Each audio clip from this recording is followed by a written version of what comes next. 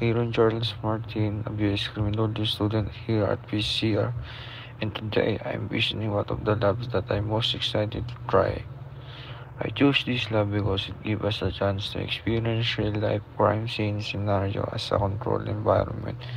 It's not just about reading theories from books. We actually get to apply forensic procedure and investigate techniques like evidence collecting, sketching, and photographing the scene, which is really exciting and hands-on.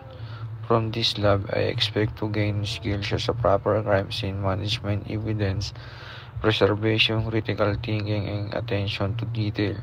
These are crucial when it comes to solving crimes accurately and ethically. These skills will definitely help me in the journey as a criminology student in my future career as law enforcer or forensic investigator. Understanding the proper process of handling a crime scene is a key to building strong case and ensuring justice is served.